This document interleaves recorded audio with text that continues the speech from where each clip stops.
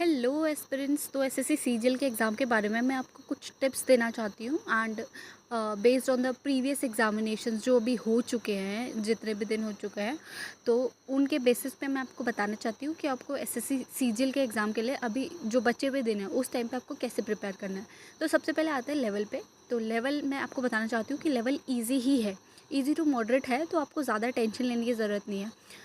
Coming on to the subjects, like first of all will talk about maths.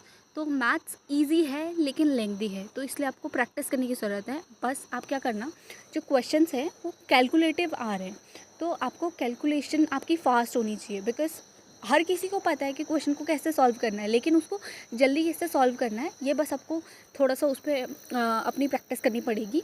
बाकी आपको मैं बताना चाहती हूँ, एडवांस मैथ्स उतनी नहीं आ रही है, तो ये प्लस पॉइंट भी मैं बोलूँगी, क्योंकि उसमें हमको बहुत दिक्कत होती है। अरिथमेटिक ज़्यादा आ रही है, जैसे कि मैं आपको बताना चाहती हूँ कि जैसे कि सिंपल इंटरेस्ट, कंपाउंड इंटरेस्ट, इसके टॉपिक्स आप पढ़ सकते हैं। प्रॉफिट एंड लॉस हो गया, और बाकी जितने भी है, जैसे कि सर्कल हो गया, जिसमें आपको दिक्कत होती है, ऐसे टॉपिक्स को आपको क्लियर करने की ज़्यादा ज़रूरत है। मेंसुरेशंस के जितने भी फॉर्मूलाज होते हैं, ये सारे पढ़ लेना, ये सब रिवाइज कर लेना। मतलब जितने भी है ना यहाँ पे, जो आपको पता है चैप्टर्स आते हैं। वर्क एंड टाइम जो है, वर्क एंड टाइम के क्वेश्चंस जो है ना कंपैरेटिवली ईजी होते हैं, तो उस पर तो ऑफकोर्स वो आपको आ ही जाएंगे, क्योंकि वो ईजी क्वेश्चन आ रहे हैं। लेकिन एवरेज के कुछ कुछ क्वेश्चन हैं जिसमें जिसमें आपको बस फॉर्मूले रिवाइज करने की ज़रूरत है, तो वो कर लेना, क्योंकि एवरेज के क्वेश्चन कभी कभी कैलकुलेटिव आते हैं। डीआई हो गया, डीआई तो आप कर ही लोगे, मुझे इतना लगता है कि भाई हर एस्पिरेंट इतनी प्रिपरेशन तो की होती है। तो टीसीएस के पीवाईक्यूज और सेक्शनल मार्क आप ज़रूर लगाना, और कोशिश करना कि आप ये 20 मिनट्स में जितना हो सके मैथ्स का सेक्शन पूरा कर लो, क्योंकि टाइम मैनेजमेंट करना ही वहाँ पे सबसे ज़्यादा मुश्किल हो रहा है। तो ऑफकोर्स आपको टाइम मैनेजमेंट करने की बहुत ज़्यादा ज़रूरत है, क्योंकि वहाँ पे आपके लिए 60 मिनट्स जो है ना वो कम पड़ रहे हैं। ऑफ कोर्स वो कम पढ़ेंगे, क्योंकि इंग्लिश का लेवल भी हमारे लिए टफर है।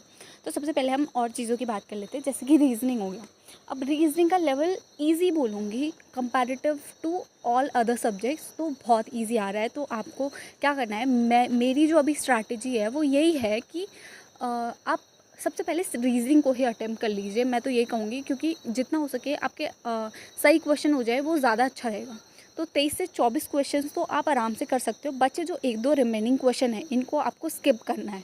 मैं बता रही हूँ, अभी भी स्किप कीजिएगा, क्योंकि आपको टाइम बचाने की बहुत ज़्यादा ज़रूरत है।